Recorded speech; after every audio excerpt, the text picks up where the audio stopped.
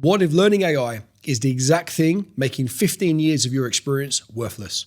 And the worst part, everyone told you to do it. Because while everybody's busy learning AI, almost nobody is delivering anything with it. And I've interviewed more than 5,000 professionals since ChatGPT launched in 2022. And the people getting hired, promoted, and paid more are not the AI power users that you fear. So in this video, I'm going to show you the 3 AI traps that are quietly killing your career and the one framework that builds a moat around it. And it's a moat that AI can't cross. But look, before I can show you the way out, you need to see exactly where you're stuck. And the first trap, it might feel uncomfortably familiar because it doesn't look like a trap. It looks like being sensible. And I bet you know somebody like this person. They spent hours on travel sites, the guides, the videos, the comparisons. They can tell you the best time to visit Japan or exactly where to stay in Lisbon, but they haven't booked a flight in 3 years. And right now with AI, almost everybody is browsing, but almost nobody is boarding the flight. And that's why trap number 1, I call it being the tourist. Because the tourist does with AI exactly what that person does with travel.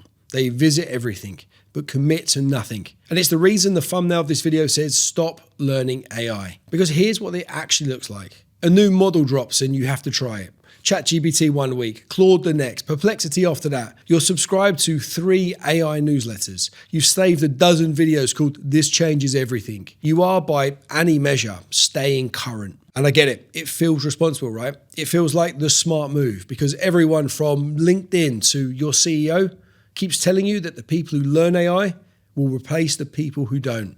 So falling behind feels like the one thing that you can't afford to do. And I felt that same pull. I think everyone has. But here's what I found after interviewing 5,000 professionals since ChatGPT hit the market. Because when I ask people what they've actually done with AI, the tourist talks about tools. They name features, models, functions, what's coming next. They sound like a bloody tech podcast. But what they can never tell me is the one thing that actually changed because of AI. Not one big result, number, or outcome with their name on it. Because being a tourist isn't learning. It's procrastination dressed up as productivity. Now think about it like this. Real learning is uncomfortable. It means picking one thing, using it on real work, and risking your first few attempts being rubbish. Whereas touring, it's comfortable. Because after another video, another tool, another tab, it gives you the feeling of progress, but with none of the risk of actually being tested. Because the reality is, that's not staying current, that's hiding in the most socially acceptable way ever invented. But here's the real cost. Every hour you spend watching is an hour another colleague spends delivering. Because they might have picked one boring tool months ago, but they've used it on real work ever since. They can't name half the models that you can, but when the promotion conversation happens, they've got the receipts. While you have subscriptions, because nobody in 2026 gets paid to stay current. You get paid to deliver. So the obvious answer is stop being a tourist and start using AI for real work, right? Well, not in the way that you might think, because that's exactly where trap number 2 is waiting. And unlike the tourist, this one doesn't just waste your time. It takes something far more expensive in career terms. Because the people in this trap, they look like they're doing everything right. Even their boss thinks so, for now. And that's why trap number 2 is what I call the delegator. But think about what happened to the people who drive only with the sat-nav on for every single route, to the office, the home. And if the app goes down, they genuinely can't find their way. And that skill of navigation didn't get taken from them, it got dissolved. One delegated decision at a time. But the delegator is doing that with something far more valuable than just directions. And here's what it looks like. That tricky email from a client. Let's paste it into ChatGPT and send whatever it suggests. That decision about which supplier, which approach, or which candidate. Let's ask AI and take the answer as gospel. Risk that needs weighing, well, let the model weigh it. And every single time, the work gets done faster, so it feels like winning. Well, look, I know what some of you are thinking. Isn't that literally what AI is for? Well, no. And this distinction, it might be the most important thing I say in this entire video. Because AI is for the labor. It's never for the judgment. And the moment you hand over the judgment, you stop using AI and you've started to be its middleman. Because think about what a company actually pays you for after your 15 years of experience. It's not activity, it's not typing, it's definitely not formatting, it's two things. It's your ability to spot risk before it costs money, and it's your judgment when the answer isn't obvious. And that's it. That's the premium that they pay for. But the Delegator is handing over exactly those two things to a tool. And it's the same tool that everyone in the building has access to. And I see the damage in interviews every week. I ask someone to walk me through a decision that they made. Why this option? Why that trade-off? But they can't. Maybe there's a pause. And then it's some version of, well, the analysis suggested it, but the reality is this. They shipped the answer, but they never owned the thinking. And from across the desk, I'll be honest with you, that's the difference between interviewing a true decision maker and some AI career. But here's the part that should genuinely worry you. The tourist is only losing time. You can recover that time back. The Delegator is losing judgment, and judgment is a muscle. Because every decision you outsource makes the next one harder for you to make. But it might feel faster every week, but you're also becoming easier to replace every week. So here's the rule that I give every professional that I work with. I call it 10, 80, 10. And the first 10% is yours. This is where you define the problem. You set the direction and you decide what good actually looks like. And that's your judgment going in. And the middle 80%, give it to AI. The drafting, the research, the analysis, the heavy lifting. Let it do the labor, because that's the whole point of the tool. But that final 10%, that has to be yours again. That's where you come back and challenge what comes back. You weigh the risk, you make the call, and your name goes on the outcome. So your judgment is what makes the decision. But the Delegator, they get this backwards. They hand over the first 10 and the last 10. And the only two parts that were ever worth anything. And they keep the middle 80 for themselves. So they're reviewing and forwarding what the tool produced. So they literally made themselves the least valuable part of their own workflow. So 10, 80, 10. AI is the 80. It's never the two 10s.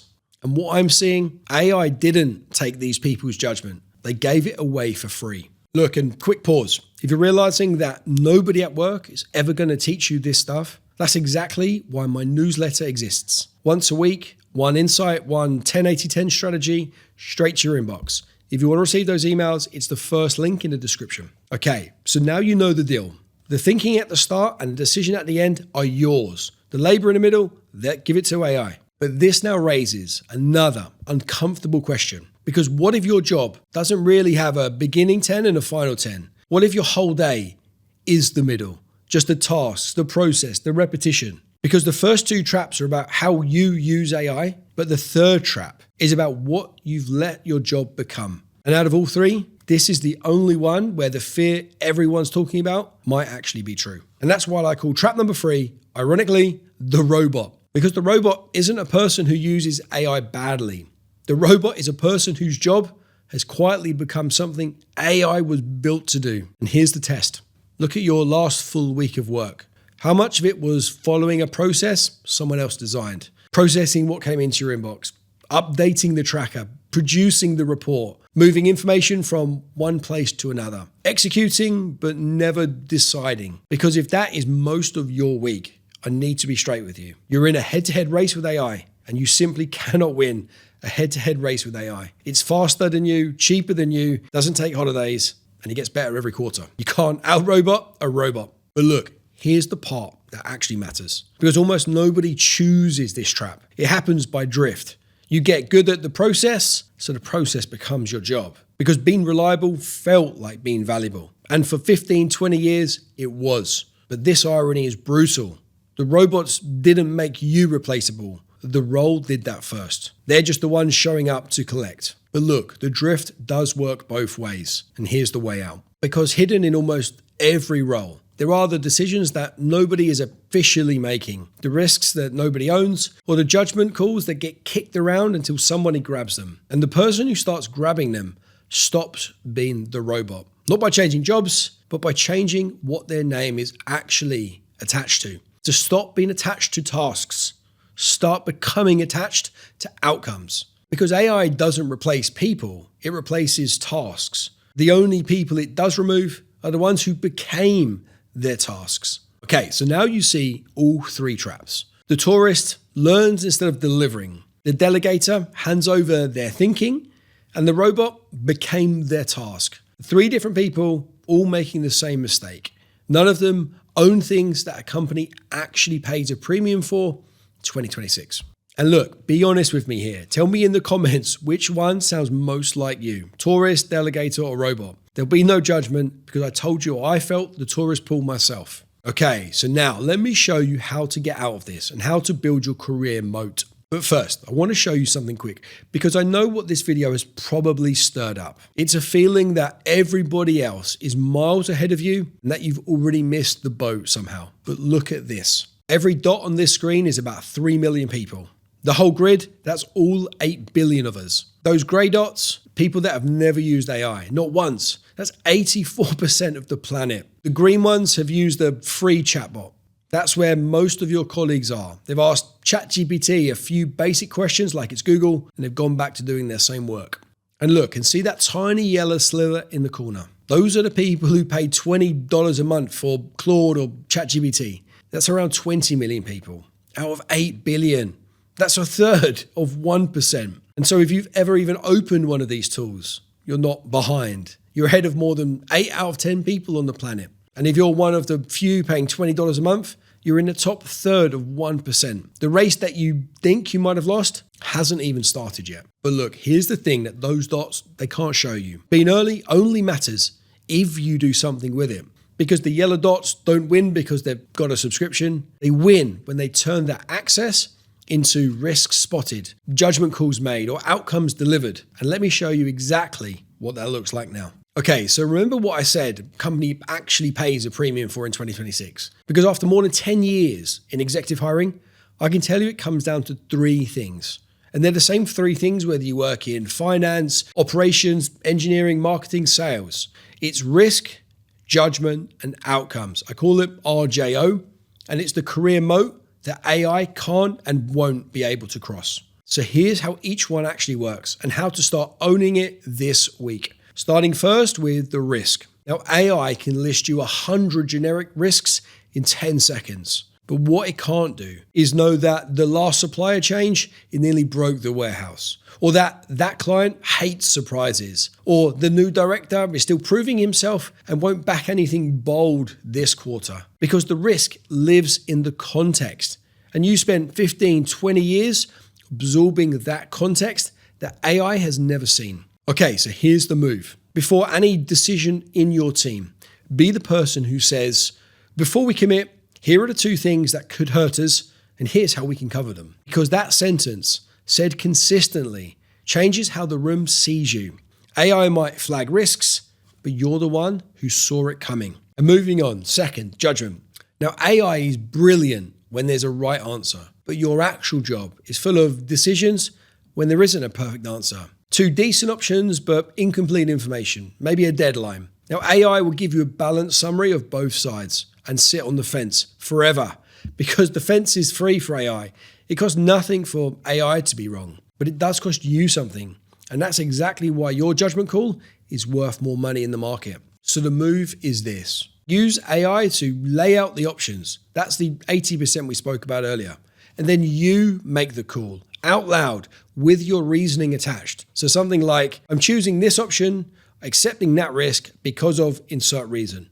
And you say that in the meeting. You put that in the email because you make your thinking visible. Because invisible judgment earns invisible credit. And third, moving on, the outcomes. And this is where it all lands and comes together. Because the risks you spotted and the judgments you made are worth nothing in a promotion conversation if nothing has your name on it.